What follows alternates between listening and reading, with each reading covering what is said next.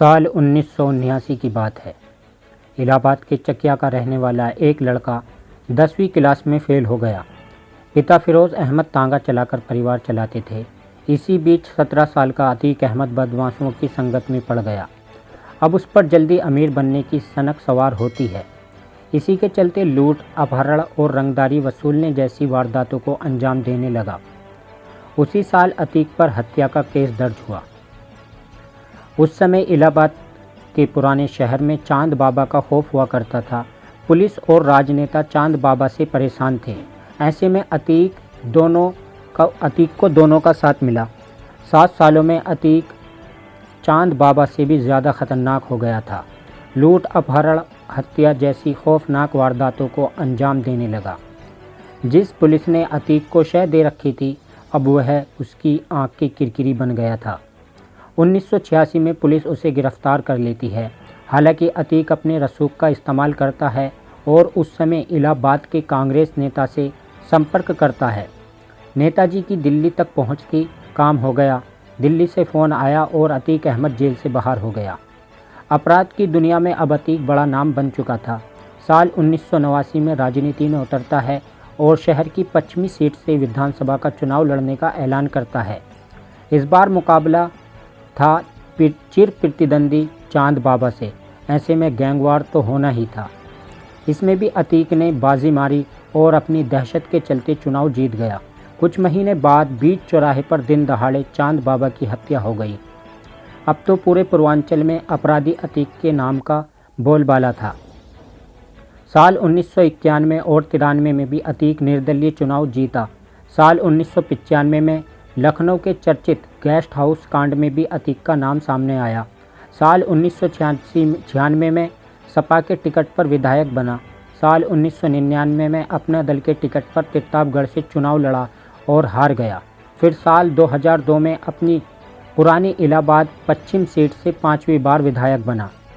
कई खौफनाक वारदातों के बाद अतीक का खौफ इतना ज़्यादा बढ़ गया कि इलाहाबाद की शहर पश्चिमी सीट से कोई नेता चुनाव लड़ने को तैयार नहीं होता था। पार्टियां टिकट देती भी थी तो नेता लौटा दिया करते थे। साल 2004 के लोकसभा चुनाव में अतीक अहमद सपा के टिकट पर यूपी की फूलपुर सीट से चुनाव जीतता है। उस वक्त अतीक अहमद इलाहाबाद पश्चिम सीट से विधायक था। सांसद बनने पर विधायकी छोड़नी पड़ी। उपचुनाव हुआ। सपा ने अतीक के छोटे भाई अशरफ को उम्मीदवार बनाया। इसी बीच अतीक के दायां हाथ माने जाने वाले राजू पाल ने बसपा के टिकट पर चुनाव लड़ने का ऐलान किया। अक्टूबर 2004 में राजू पाल चुनाव जीत जाता है। पहली बार अतीक को अपने ही इलाके में टक्कर मिली। अब बात रसूख की थी। विधायक बनने के 3 महीने बाद 15 फरवरी 2005 में राजू पाल ने पूजा पाल से शादी कर ली। शादी के ठीक 10 दिन बाद 25 जनवरी 2005 में राजू पाल की हत्या कर दी गई। इस हत्याकांड में अतीक अहमद और अशरफ का नाम सामने आया। साल 2005 में विधायक राजू पाल हत्याकांड के बाद अतीक अहमद का बुरा वक्त शुरू हो गया। साल 2007 में यूपी की सत्ता बदली। मायावती सूबे की मुखिया बन गई। सत्ता आते ही सपा ने अतीक को पार्टी से बाहर कर दिया। सीएम बनते ही मायावती ने ऑपरेशन अतीक शुरू किया। 20,000 का इनाम रखकर अतीक को मोस्ट वांटेड घोषित किया गया। अतीक अहमद पर 100 से ज़्यादा आपराधिक मामले दर्ज हैं, जिनमें हत्या की कोशिश, किडनैपिंग, रंगदारी जैसे केस हैं। उसके ऊपर 1989 में चांद बाबा की हत्या, 2002 में नस्सन की हत्या, 2004 में मुरली मनोहर जोशी के करीबी बीजेपी नेता अशरफ की हत्या, 2005 में राजू पाल की हत्या का आरोप है। लगातार दर्ज हो रहे मुकदमों के कारण उसके राजनीतिक करियर पर भी फुल स्टॉप लगने लगा। 2012 के विधानसभा चुनाव के वक्त अतीक अहमद जेल में ही था। साल 2012 में उसने चुनाव लड़ने के लिए इलाहाबाद हाईकोर्ट में जमानत के लिए अर्जी दी। हालांकि हाईकोर्ट ने 10 जजों ने केस की सुनवाई से ही खुद को अलग कर लिया। 11वें जज ने सुनवाई की और अतीक अहमद को जमानत मिल गई। चुनाव में अतीक अहमद की हार हुई। उसे राजू पाल की पत्नी पूजा पाल ने हरा दिया था।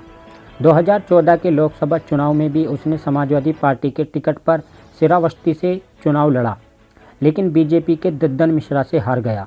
इसके बाद 2019 के लोकसभा चुनाव में उसने प्रधानमंत्री नरेंद्र मोदी के खिलाफ चुनाव लड़ा।